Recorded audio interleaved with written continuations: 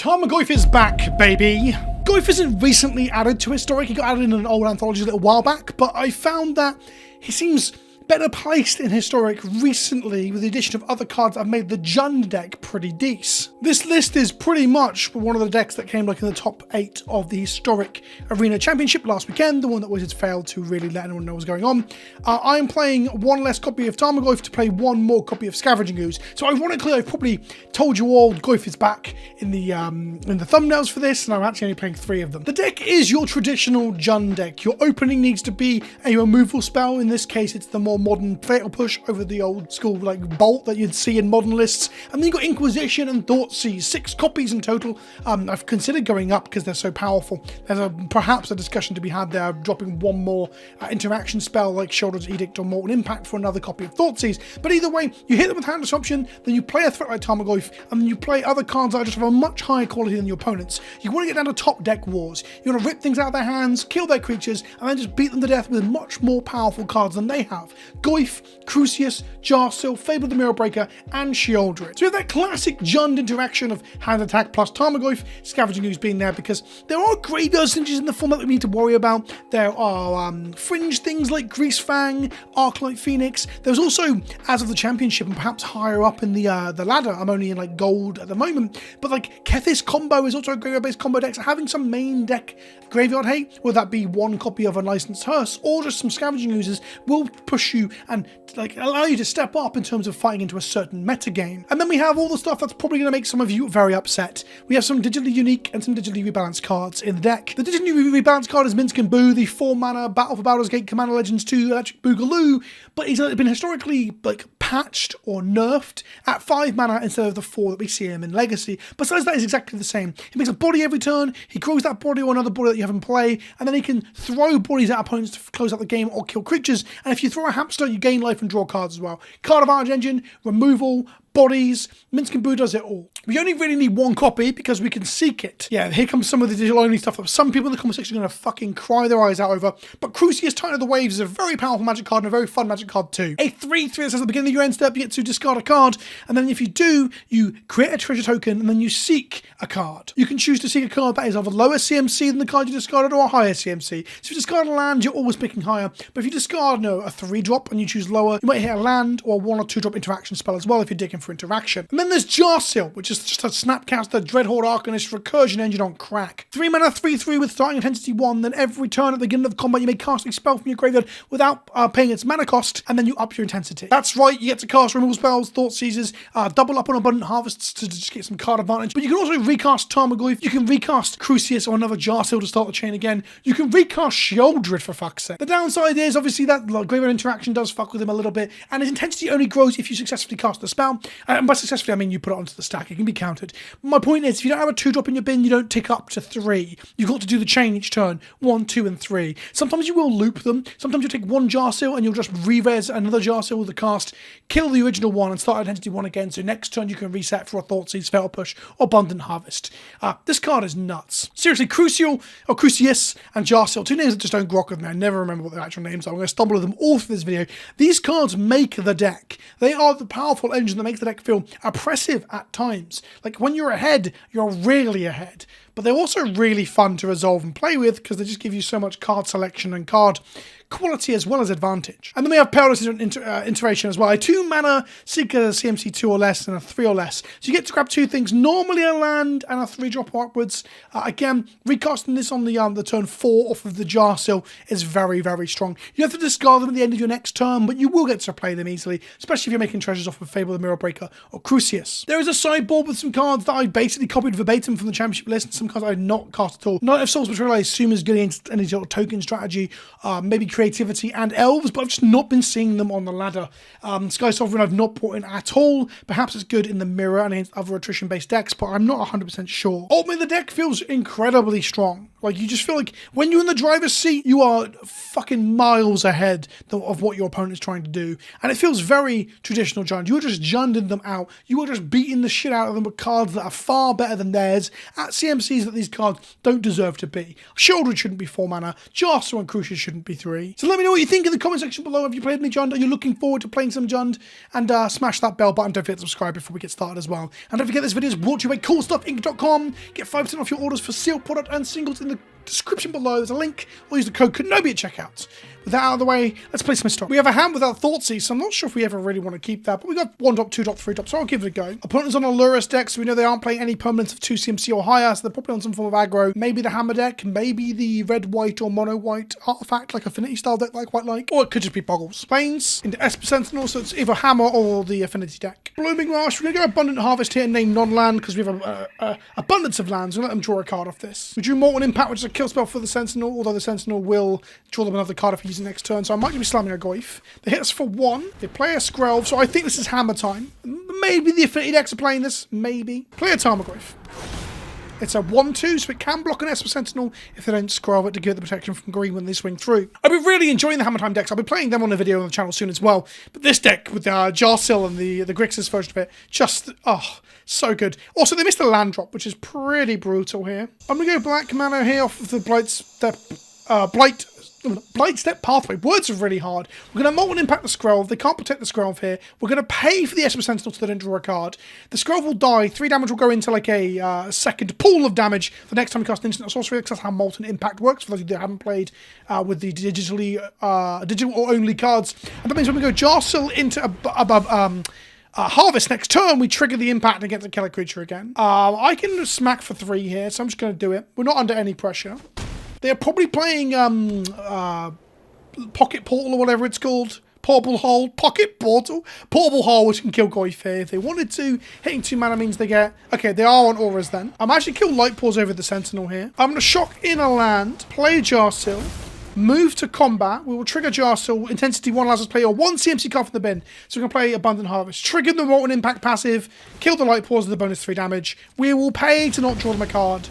Kill the Light Paws. Abundant Harvest will then go non-land.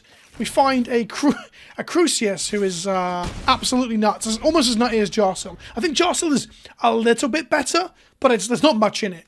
They're both incredibly powerful magic cards. Next turn, Jarsil will replay the Molten Impact in our bin, like some sort of absolutely cracked love affair between Snapcaster Maid and Dread Horde Arcanist. Ossification allows them to exile our Jarsil to try and protect themselves from the Molten Impact. We don't actually have many main board ways to kill enchantments, and by many I mean we have 0. I'm going to shock in the Stomping Ground. I'm going to play a Crucius.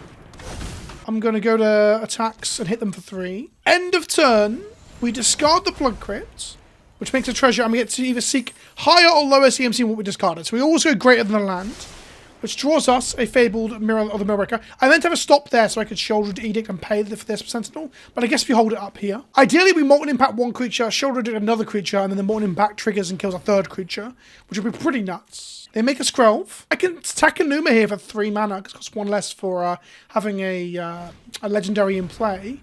And that will allow us to get Jarsil back. Ossification is going to resolve, and it's going to take Crucius because of how good it is in terms of card advantage. Or Tarmogoyf for the threat. It's Tarmogoyf for the threat.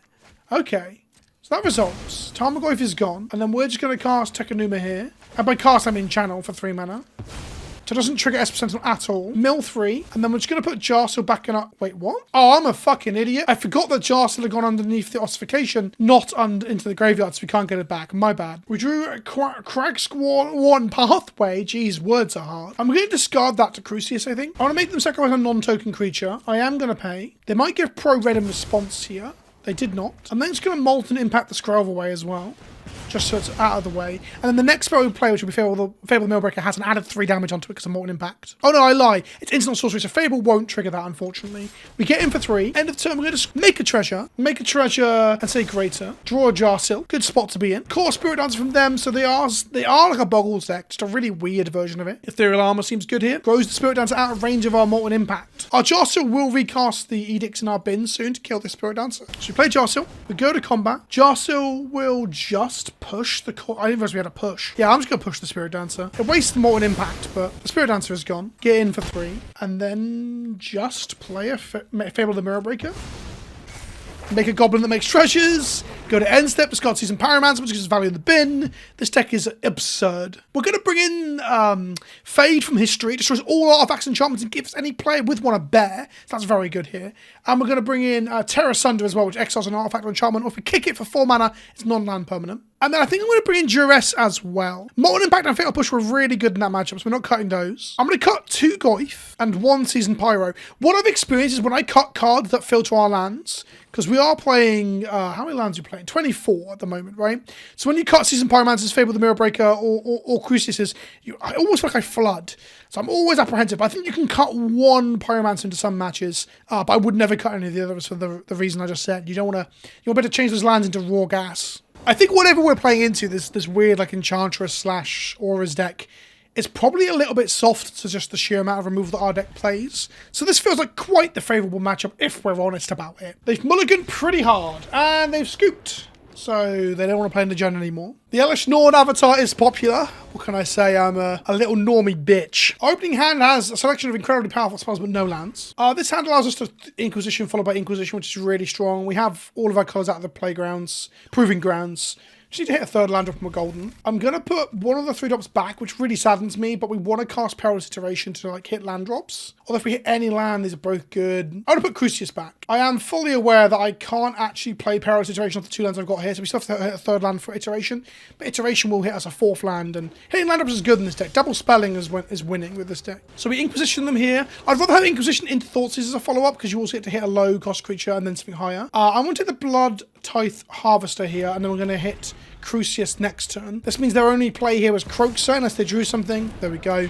And with Croaksa, we're just going to discard the Tarmogoyf. We aren't in a mad rush to put pressure on the board. And Goyf can replay them turn 2 with Jarsil, because like I said, Jarsil is an even better Snapcaster Mage. We're going to play a Proving Grounds, and we're going to Inquisition them and get rid of the Crucius, because it's just absurd. Oh, Fable's pretty good, but I think Crucius is better. Fable hits them, makes them treasures. So does Crucius. No, we get rid of Crucius. This card's ridiculous. I guess Crucius is easier to kill with a 1 removal spell, where Fable is like treasures and goblins and bodies all over the shop. So there might be an argument that what I did was just wrong there. We're going to go hit a land with our Abundant Harvest here. Another tap land, that's fine. And we're going to Inquisition them 1 more time to look at the last card in their hand. It's a Dreadhorde Arcanist. There are now 4 cards in the bin, which means they only need to put 1 more card in the bin to be able to make the Croaksa. So we need to find a Fatal Push for the Croaksa immediately.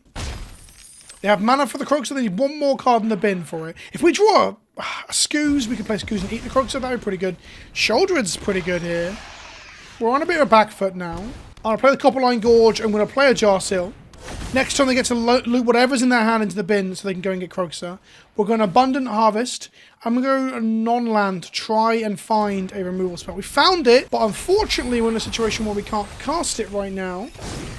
I'm going to have to discard a card for the Croaksa, so I hope the last card isn't also a hand disruption. They attack for 6. We get to block the Goblin and kill it. This turns on Fatal Push to kill our Jarsil. I hope the last card isn't Fatal Push as well. But if it is pushed, then they aren't casting the Croaksa. Croaksa is also not... Oh, you can't cast it right now. We're still only on 4. Bloodchief's Thirst kills our Jarsil. Fine. On our turn, we draw a Sheoldred. They're playing a Croaksa next turn. So we're going to go Perilous Iteration. A land plus a 3-drop would be good. We didn't get that. Thoughtseize is actually dog shit here. Like, very bad. Okay. Slamming Sheoldred might have been the way. So they gain 2 life. We get hit for 6 down to 4 here. We lose 2 from the Sheoldred on our turn. We're discarding Thoughtseize to the Croaksa if they play a land. Just play a Dreadhorde Arcanist. Okay. I don't know how we come back from this, honestly. I'm going to push the Arcanist now. Use our mana efficiently. We're going to open door Abundant Harvest. We go to 2. We're going to go Abundant Harvest. Non-land. We hit Crucius, which is something. Gives us a blocker. We want to hit Fatal Push here. We have to hit Fatal Push. So we're going to go... Because we need to kill the Shoulders off the treasure. And then block the reflections and then not play Croaksa. So we have to go... I guess an Edict... No, Edict wouldn't work. We have to play off the treasure. So we're discarding a Sheoldred. We're going for Lesser and we're trying to for Fatal Push. No, we hit a land. The problem with Lesser is you often just hit a land. Right, so they got us there. Absolutely diabolical draw from us. Our lands didn't work out and neither did our interaction. I'm bringing in my Unlicensed Hearses and my Brotherhood's Ends in order to be able to raft the board of their Dreadhorde Arcanist plus Goblin shit from Fable the Mirror Breaker. I quite like Chandra's Awakened Inferno eventually, and Undercity Plunder as well in this match. I do generally think Jund's worst matchup in Historic right now, from like the dozen or so games I played before like filming this video. It feels like the match that I either lose to or struggle to win against but end up getting there is Grixis midrange. We'll see as we get further into like plat, and if I play up to diamond, I guess, whether that feels differently. But Grixis just seems a bit more streamlined and more focused than we are. Meanwhile, the green does give us access to like incredible cards like midrange and abundant growth, so we have a much better grindy game. So I don't know why I'm struggling to those decks, right? If we have a good grindy game, we should beat Grixis midrange. We're going to play first. I'm going to have to mulligan this hand. Frustrating that our hands have been so bad. A triple 3-drop is just not good enough. This hand is... It's okay, I guess. We go Stomping Grounds, Abundant Harvest, name land, get land. We hope we hit a black land off of that as well. So we're going to put Season Pyro back, pay 2 life, Abundant Harvest, name land, hit a Blood Crypt, which is good because we can Inquisition or we can Undercity Plunder next turn. Undercity Plunder does, if they only discard 1 card, it does summon you a card from, like a copy of a card from their deck. So you often just hit a land of theirs, is what my experience of it is. Because you're statistically likely to hit a land more so than a copy of a random, like, Haymaker, although it can happen. Thoughtseize here either takes Inquisition to protect their hand or maybe Undercity Plunder because it's good value for us. If they have no removal, the Tarmogoyf might just get there if we just slam it and go from there. They got rid of Undercity Plunder. I'm going to play the Tarmogoyf now. And then we can start slamming after we Inquisition the next turn. Unlicensed Hearse makes the Goyf pretty bad here. It makes our Jar Seal terrible too. Oh, that's bad. Okay, well I guess we can kill it with this. So... I think I hold my Inquisition for post Brother's End. Well, that said, I don't think that's correct. Did they shrink my Goyf now? They did not. I don't think I want them to drop any of the good 3-drops like the Pirate. So we're going to hit with the Inquisition here. They've got a second Hearse, and they got a Fable. And they've got another bit of Graveyard Hate. So our Goyf is actually terrible, so it's our Jar Seal. Fucking hell. Okay, so we take the Fable. Okay, interesting. They take both the 1-drops from our bin, although one of them's an instant, and that's the 2-drop. They take the instant and the sorcery. Jar Seal doesn't do anything. Goyf doesn't do anything. They have 3 bits of sideboard tech into our graveyard. We really need to draw like things that don't care about the graveyard too much, like our Crucius or whatever. They play a Trespass and they exile the enchantment from their graveyard to shrink our Goyf. If they play a land, they play Shieldred next turn, which is rough. We're in a really sticky spot here. I'm not exactly sure how we fight through this with our current hand and the Goyf. It looks fucking bad. I think I go to combat and slam to provoke them to see if I can get a point of damage through before I kill this Goyf with the Brother's End. I'm going to kill the Trespasser here. Because blowing up the Hearse doesn't do anything if we just play another Hearse. I'm really, really unsure. No, I'm not unsure. I know what it is. We need to just draw other cards. They drew a Fable. Fucking hell, they're drawing hot. No land for the Shieldred though. We drew another land though. So we have an absolutely useless Jar Seal and a land. I'm going to sandbag the land. Proof, though, at least there's counterplay to things like Jar Seal. The card seems absurd, but Unlicensed Hearse or, you know, well-placed Crypt interaction, like the Graveyard interaction, like the Graveyard Cycle, Cemetery Cycle from that set. I'm going to play it a little bit, but I hate to echo it, but we have no fucking way into this game besides our opponent just bricking constantly. And it's hard to brick when they're holding a Shieldred. Like, Shieldred is the opposite of a brick, with an active Fable as well. We're so fucked, actually. Is this even worth my time? There's a world where we now draw Minsk and Boo, and I look like an absolute twat for sandbagging this land. They had the removal spell for our useless creature. They also hit the land drop, so they went land drop, spell for the useless creature, attack with the treasure goblin, now play Shieldred. Like, it couldn't be going better for them. Like, I don't think there's a better draw than this for their deck. Sounds like I'm exaggerating, right? This card's pretty strong here, so we're going to seek 2 cards. 1 of 2 CMC or less, and 1 of 3 or more. We find a Crucius. We play the Crucius. It actually does something into their graveyard here, which is nice. Discard the Blooming Marsh, create a treasure, say greater hit, fatal push. No, okay. Molten Impact doesn't kill Shieldred, frustratingly. I guess Molten Impact into the Fable the Mirror Breaker token. Then we push the Shieldred off the treasure, triggering the Molten Impact, killing the other goblin, and we like clear their board. That would be a really good line. They discarded the other Hearse, by the way, so there's a world where I should have waited and then blew up the Hearse and then enables a lot of our cards. We lose the Molten Impact here because God hates me. They crew the Hearse. Oh, okay. This is just lethal if I block the 2-2. So I've got to throw the Crucius under the bus. They play a graveyard. Fucking hell. Shit in my mouth. Fucking hell. Cool. Can you see what I mean, though? Like, another land. Meanwhile, our opponent has drawn all the gas. Well done, opponent. I'm not saying you played badly or anything. You played pretty well. I just don't think we had much of a game there. On to the next round. We have lost the die roll, which is fine. Drawing a card is pretty good. I'm fine with that. Love to see Hammer Thoughtseize in it here.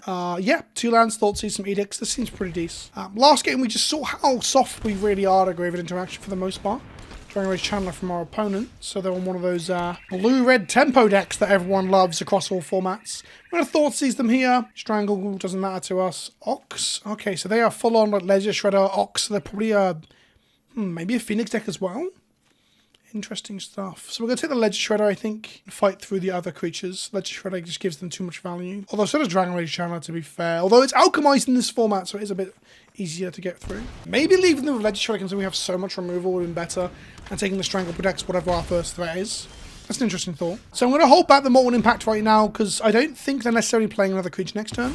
But Molten Impact into Fatal Push would have been gas. We kill that on our turn so they can't benefit from the Surveil trigger on the Dragon Rage Channeler. They hit us for 1, they pass back. Yeah, okay, so my sequencing was reasonable. Do they have a counter spell as their third spell here? They do have a Strangle, but that's sorcery speed. So I'm going to play an Overgrown Tomb tapping, a Shocker myself. I'm going to play Grixis here, let them have Channeler for 1 more turn. We're going to go to end step and discard the Seasoned Pyromancer, which gives us Seasoned Pyromancer in the bin, gives us a treasure, and we're going to say Greater, looking for a Shouldered and Minsk. There we go. We find Shouldered or Minsk there off of a 3 CMC discard. So the card draw of Grixis is so much more efficient than other card draws, essentially. Seek is kind of nuts when you can choose the CMC. They obviously strangle our Grixis as we expected. 1 land allows us Minsk and Boo. We can then just like, I think we don't use it though. I think we let them hit us with the Channeler here. We keep the treasure for playing Minsk and Boo, but I don't want to use Minsk and Boo to kill the Dragon Rage Channeler. We find a Molten Impact. I want to use the push here. Kills this 1-drop easily. If they have a counter spell with the last card, we're good. No, we're fine. And then we just pass back to them. Ox is 1 more mana, but we can kill it with Shoulder's Edict. Although we will refill their hand with a card. Expressive Iteration. What a powerful magic card, eh? Land off the top allows us to play Minsk, buff the Boo, and smack them. Otherwise, we're just sat with a lot of removal and not a lot to do with it, honestly. Specific Iteration gets them a Channeler. I'm just going to go ahead and kill the Channeler here by making them sacrifice a non-token creature. We drew a tapped Proving Ground. That's fine. Minsk next turn. For those of you who don't know, Minsk is actually 4 mana in paper and 4 mana in Legacy, where he also sees quite a bit of play. Here he is 5 mana. The Alchemized version is 1 more mana, but with no other changes, where like 3 mana to Fairy, they made a lot of changes. Are they putting Ox into the bin here? Make it cheaper for them? They did not. Ledger Shredder from our opponent. We untap. We draw an Overgrown Tomb. I'm going to play that tapped. I'm just going to Molten Impact the Ledger Shredder now. We're kind of the control deck here, right? Both in the sense that we play like a control deck with a lot of interaction and then like haymakers in some ways. We are mid-range, but we're also the control deck in terms of like know your role. So right now our opponent is the aggressor and we are the deck that wants to stop the aggressors enacting their game plan and then turn the corner and slam a jam a reasonably broken commander card. Favors looting from our opponent. No Ox there. Interesting. Dragon Rage Channeler from our opponent. So we can Inquisition them here and then trigger the Molten 1 damage and kill the Channeler. Inquisition will hit nothing, but it holds onto our Molten Impact, which I think is pretty decent. So I'm going to do that. Triggers our Molten Impact. It kills the Channeler because the Channeler's a 3-1 in this format thanks to Alchemization. Ox is still in their hand. Ox does not have haste, right? Nah, it does not. So we're going to treasure out Minsk now. We've turned the corner, I think. They have no creature land. They have a Zok Kanazan. Words are fucking hard, aren't they? We're going to make a big fucking hamster. And then we're going to slap our opponent for 4. Now, if they play an Ox, we can kill it with Molten Impact. We can throw the hamster at it if we want to as well. They go for Ox. They're going to discard their hand and draw 3 cards. They discard Expressive Iteration and draw 3 more cards. They play a Mountain and pass back. We're going to sacrifice the hamster, kill their Ox, and draw 4 cards and gain 4. We drew primarily lands, which isn't great. But we got a Besage in amongst those lands. That's pretty good. We're going to go ahead and cast Perilous Iteration. Hitting land plus Fable of the Mirror Breaker. We're going to play a green land. But I'm going to go Abundant Harvest for non-land. Hit another Abundant Harvest. Play a Fable of the Mirror Breaker. And then pass back to opponent. There's an Ox in the bin for them to escape if they want to. And they have 3 cards in hand they want to use before they do that. Does Strangle hit Planeswalkers? Yeah, so putting Minsk in Strangle range might have been a mistake. They're just going to escape the Ox again. It comes back bigger than before though. They discard an Arclight Phoenix. We have got to bear in mind if they multi-spell, they're going to get Arclight back. Make a Boo in upkeep. Discard 2 cards and draw 2 cards. So we're going to discard 2 Stomping Grounds. Draw Perilous Iteration and a Blood Crypt. I'm going to Perilous Iteration first. Hitting Blood Crypt and Jarsil. We have a Fatal Push in the bin that can kill this Ox. Then the Ox is a 5 mana spell, not a 2 mana spell. They cast it for 2 with the escape, but it's a 5 mana spell. We're going to put 3 counters on our hamster. We're going to Molten Impact the Ox of Agonis. Get it out of here. It'll leave us with 1 damage in our Molten Impact pool for later.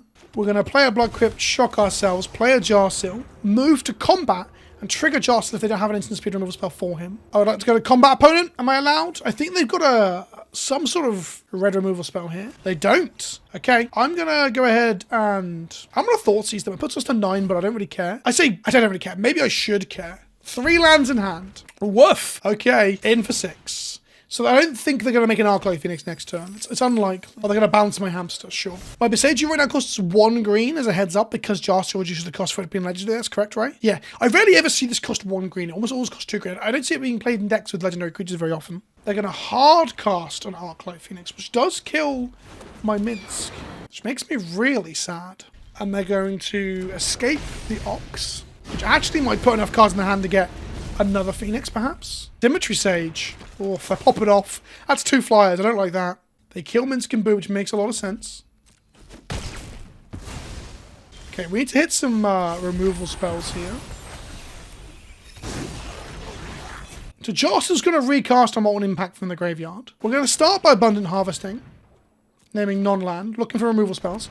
We found an Inquisition, which is not what we wanted. So Seasoned Pyromancer. Discard an Inquisition and a Blood Crypt. Looking for removal. Found a Crucius. That's not removal. I guess we fight off so much removal we're running out. I'm going to cast a Crucius. I can block the Ox, but the Arclight comes back. That's the issue here. So we're going to cast the Molten Impact. I'm going to kill one of the flyers. 1 damage floating there. Attack with the Goblin. It makes treasure token. If they block with it, whatever we draw off Crucius may trigger the 1 damage from the Molten. I'm hoping it will. End of turn, we're going to discard a Blood Crypt. Actually, are we? Do we have a 3-drop in the bin for our Jarsteel? I think we do. We have a Crucius. Now, how'd you go to discard a Jarsteel then? Lesser, don't be a land, please. Ah, fucking always hit a land when you're lesser. Every damn time. Okay, if they make another Arclight Phoenix, we might still survive. But I don't know how we're closing the game out. That's the issue. No, we're dead. There's 3 Phoenixes now. 2 in the bin, plus this one. They need to play 1 more spell to kill us. We were absolutely dominating the game. We just did not close it out. And I think that's on me. I think with Minsk, we could have perhaps closed the game out a bit better. Or easier. Yeah, this game feels better than the last one, though. I feel like I had a lot of agency. They cast a Phoenix. They go to combat, make 2 more Phoenix. And I just die in the air, yeah. Okay. Post-board, though, we have a much better game against them. I'm bringing my Hearses, I'm bringing my Fiery Impulses, I'm bringing in a Duress over a copy of Thoughtseize, because Thoughtseize was hurting our life total. I'm also bringing in Slaughter Games, because if we hit, like, the Ox, or we hit the Arclight Phoenix, it makes the matchup a lot easier for us, I feel. We're going to play first. Okay. I'm going to keep this. The Hearse is really good, and we hit a second land off Abundant Harvest. The Minsk and Boo is going to rot on our hand for quite some time, though. We have an answer to a Dragon Rage Channeler, and we have, well, an answer to the Graveyard shit, too. We duress them and we hit 1 of their opts. Their hand is double opt, 3 lands and an Arclight Phoenix, plus an unknown card they just drew. So we drew a land, and we hit a land of Abundant Harvest as well. We're going to play the Blooming Mast and pass back, holding up Fatal Push. Next time we can deploy an unlicensed Hearse, but I probably want to deploy it after there's been an Arclight put into the bin so that we can get some value off it in case they have interaction for it. Interestingly, right now we can't cast the Seasoned Pyromancer. We're actually still only got 1 red source available to us. Ledger Shredder. I'm just going to kill the Shredder right now. We drew a Tarmogoyf, which is a 3-4 right now. I think yeah, I'm going to Tarmogoyf here. We play Hearse next turn for certain, because that's the kind of turn. Well, they could go like Faithless Looting, opt into something else right now and put an Arclight into play. And if they do, I look like a right twat. But they play a Channeler instead. There's our second red source. Go to combat and hit them for 3. Sweet. And they play the Hearse. And this not only does this like fuck with the Arclight Phoenixes and the Oxes, but they're hovering this card if they are on a braid here. But it also like turns off Delirium and such. So they're going to opt. They're going to Surveil. They kept it on top, whatever it was. We are instant sorcery in our graveyard. They're a creature and instant in theirs. They're just going to hard cast an Arclight Phoenix, which is a way we can lose this game for sure. They get in for 4. And I'm going to eat 2 opts out of their bin. We drew an Inquisition, which is less than ideal, because they got 4 damage on board right now. If I discard the Minsk to my Seasoned Pyromancer, it does grow my Goyf in all fairness, and it makes me some bodies. I think we do this. And then we Abundant Harvest, and we go for non-land. Push is good here. Push is real good here. Pay some life. Hit them for 4. Push doesn't kill an Arclight until something dies. So we want them to, like, I guess if they remove the Tarmogoyf, we can respond by killing the Arclight Phoenix and eating it with the Unlicensed Hearse. And Unlicensed Hearse is its own, like, win con in the end, because it gets more powerful the more things you put inside the Hearse. It's a really cool design. I really like it. A card that's just putting corpses and stuff out of the graveyard into the back of it and then driving off. I think it's great. I'm going to take 3 in the air here. Going to 11. We don't have a creature in our bin, so I'm going to exile up to 2 cards. It's just going to be the opt in their graveyard.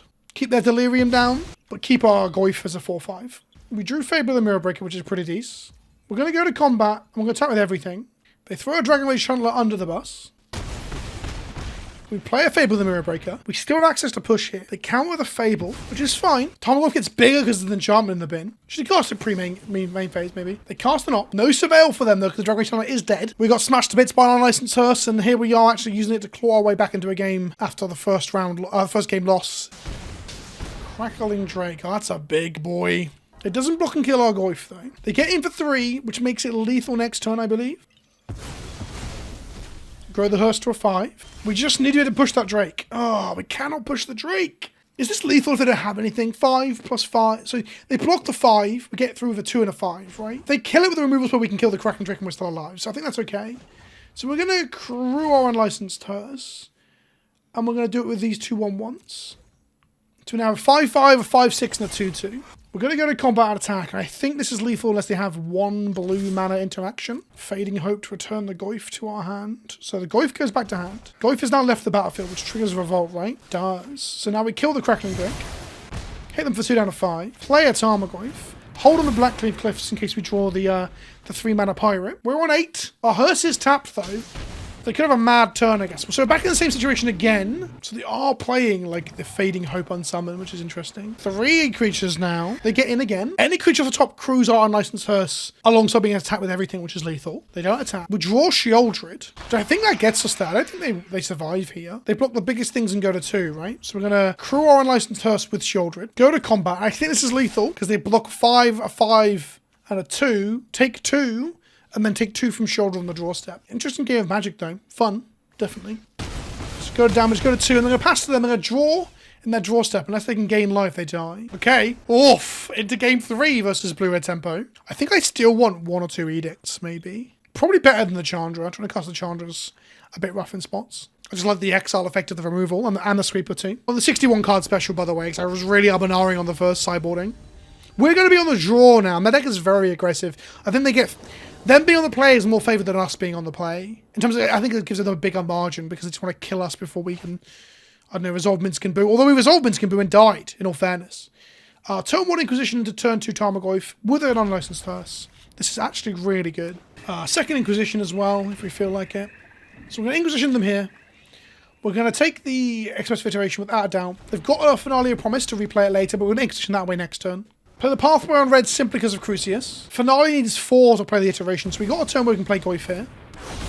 Faith is looting from our opponent. Will they grow the Tarmogoyf with it? They put 2 Phoenixes in the bin. Play a land. They play a Ledger Shredder. Jeez, okay. We don't draw another land. I think we have to Hearse here and eat both the Arclight Phoenixes. It's too dangerous not to. So we go to combat. We attack. Will they block? Are they scared of us growing the Tarmogoyf for instant speed? They are, so we get some damage through. I'm just going to play a Hearse. I can't have them Finale into looting and then getting 2 Phoenixes back. I'm going to put 2 Phoenixes inside the Hearse.